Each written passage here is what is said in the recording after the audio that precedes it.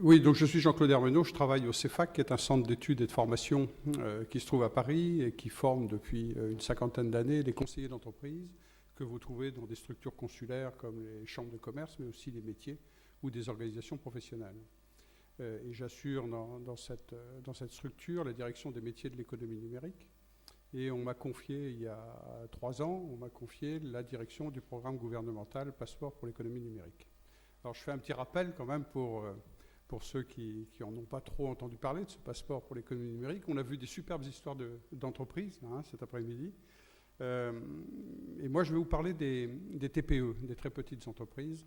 Alors j'aime pas trop ce terme-là d'ailleurs, je trouve que c'est un peu péjoratif. Moi je parle d'entreprise de proximité, je trouve que c'est quand même mieux. Et là-dedans on va mettre tout ce qui est commerce, artisanat, services, puis tout le secteur du tourisme. En 2006, il y avait une étude qui avait été faite qui s'appelait TIC et TPE, et qui confirmait la vraie fracture numérique qu'on avait dans l'utilisation des technologies dans cette typologie d'entreprise. À l'époque, il y avait Renaud Dutreil qui était ministre des PME et qui a lancé cette opération qui était le passeport pour l'économie numérique et qui consistait en fait à diffuser sur l'ensemble du territoire des modules d'initiation découverte pour l'ensemble de ces entreprises qui pouvaient y accéder gratuitement et qui pouvaient y accéder dans des structures comme les chambres de commerce, les chambres de métiers. On trouvait des collectivités locales aussi qui travaillaient dans ce domaine. Et ont été écrits à l'époque une bonne vingtaine de modules touchant en fait toutes les problématiques de l'utilisation et des usages des TIC par rapport à ce public bien précis d'entreprise. Alors, on n'était pas encore tout à fait au stade de la formation, on était au stade de l'initiation découverte. En fait, on était là pour... moi, j'ai toujours placé ça comme étant la première marche de l'escalier numérique. Qu'est-ce que je peux en faire? Comment ça fonctionne? Est-ce qu'il y a des préalables? Et puis, il faut dire qu'on avait en face de nous encore une partie de public, on en avait un peu la trouille, quoi. C'est-à-dire comment je vais rentrer dans cet univers des technos. Il y a tellement de choses. Donc, c'était pour prendre un peu ces points de repère. Donc, cette opération, elle a duré sur 2007-2008, c'est-à-dire concrètement, et c'est sur le terrain, ça représente aujourd'hui un réseau de 750 animateurs qui sont dans les structures que je viens de citer, qui utilisent un scénario pédagogique, des scénarios pédagogiques normalisés. Donc c'est le même sur l'ensemble du territoire. Donc ça, c'est intéressant. Ça veut dire concrètement que où que je sois, je reçois le même type de message. Ces 750 animateurs, ils ont été formés préalablement. Donc il y a eu des formations de formateurs. Et les chefs d'entreprise sont accueillis dans à peu près 600 points d'accueil répartis sur ce territoire. Donc 2007-2008, la machine s'est mise en route, puis 2008, fin 2007, en pleine vitesse de croisière, donc ça marchait bien. En termes de résultats, on a passé plus de 60 000 entreprises dans ces sessions d'initiation découverte, donc c'est pas rien. Il y a encore du boulot à faire, tout le monde n'a pas franchi. On était parti un peu sur... On se disait, il y a bien 200 000 entreprises encore à passer dans ces modules. Donc on n'a pas tout à fait fini. Fin 2008 se pose le problème, l'opération théoriquement c'est terminé. Donc Hervé Novelli qui est secrétariat d'État au PME a décidé de reprendre cette opération et effectivement on relance une deuxième phase du passeport à partir de maintenant. Oui, c'est un peu un scoop puisque les premiers modules, parce qu'on a réécrit les modules, parce que imaginez que ceux qui ont été écrits en 2006, ils ont pris quand même un sacré coup de vieux. On est sur de la techno, donc ça bouge tellement.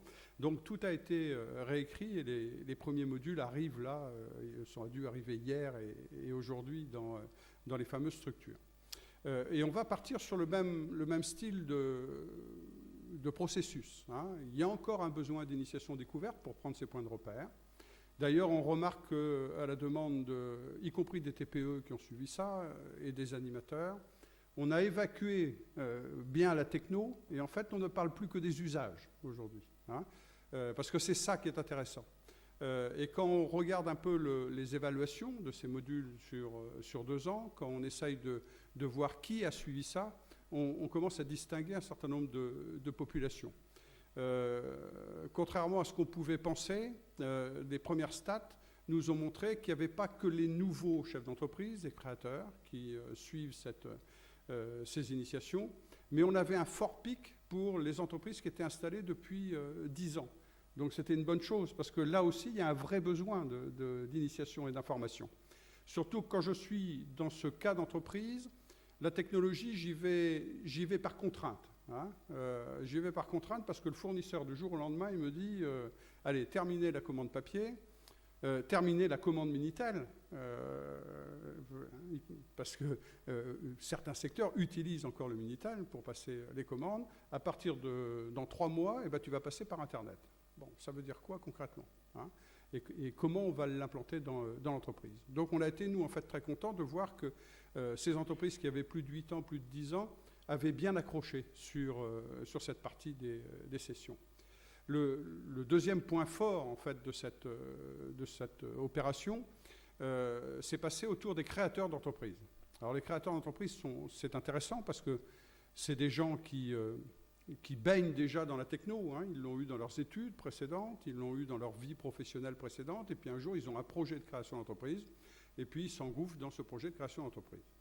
Quand vous les interrogez, pour eux, il n'y a aucun doute, on va utiliser de la techno, qu'elle soit sur Internet ou de l'informatique de gestion, on va l'utiliser dans l'entreprise. Par contre, ce public de créateurs d'entreprise a des questions de plus en plus pointues. Ce n'est pas la peine de m'expliquer comment fonctionne Internet, je l'ai chez moi, ça fonctionne. Ce n'est pas la peine de m'expliquer ce qu'est un tableur, je sais ce que c'est et je l'utilise. Par contre, quand on me parle de gestion d'entreprise, quels sont les critères de choix aujourd'hui d'un logiciel de gestion d'entreprise? Et puis c'est par rapport à un métier.